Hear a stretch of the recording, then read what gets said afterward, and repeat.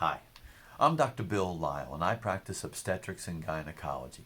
I'm board certified in obstetrics and gynecology, and I'm licensed to practice medicine in both Florida and Alabama. And yes, a patient is a person, no matter how small, even when that patient is still in the womb.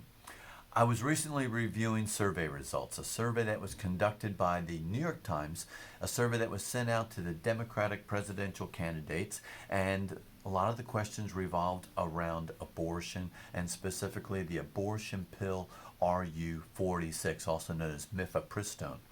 RU46 is the fastest growing form of abortion here in the United States, averaging about 35% of all abortions in the United States, and in some states up to 53% of the abortions are caused by this pill RU46.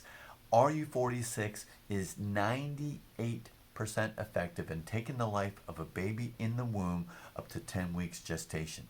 Well, Mayor Pete was asked, well, what about making RU46 available over the counter?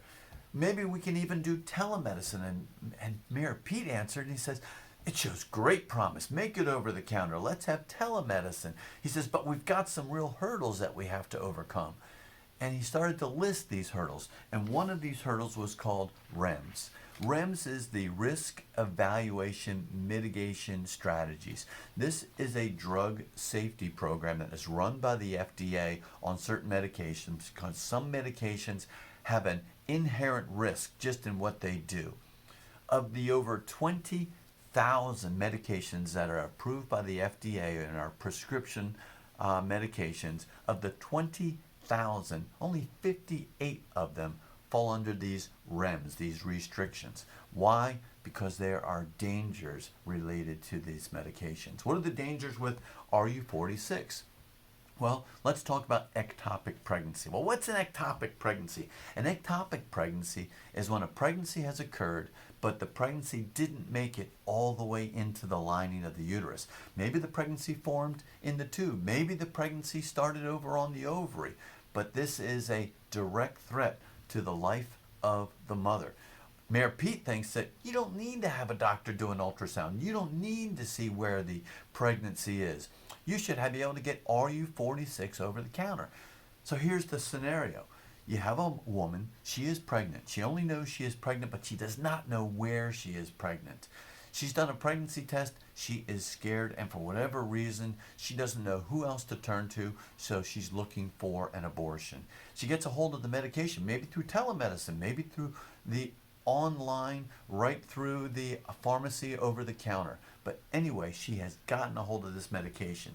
RU46, according to the FDA, is already contraindicated, meaning do not take this medication if you have an ectopic pregnancy.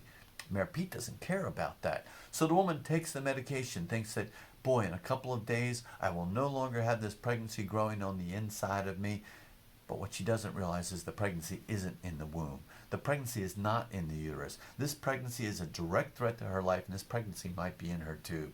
The number one killer of pregnant women in the first trimester, again, is a ruptured ectopic pregnancy. But that doesn't concern Mayor Pete. A pregnancy is a gift. A pregnancy is something to be treasured, honored, and nurtured, and we need to be spending our resources in helping moms realize what a gift a pregnancy is. We treat the preborn as patients. We can give them blood transfusions as early as 18 weeks gestation. We can perform surgery on these babies on the inside. We don't want to make an abortion pill available over the counter, not only to take the life of these babies within the womb, but also to put the life of the moms in jeopardy because of reckless use of a medication and making it available online, or maybe through telemedicine, or maybe even over the counter. God bless y'all. If you have any questions, you can get a hold of me through my website, prolifedoc.org. Join with me in defending the preborn and being a voice for the voiceless and standing up for them, because a patient is a person, no matter how small. God bless y'all, and y'all have a great day.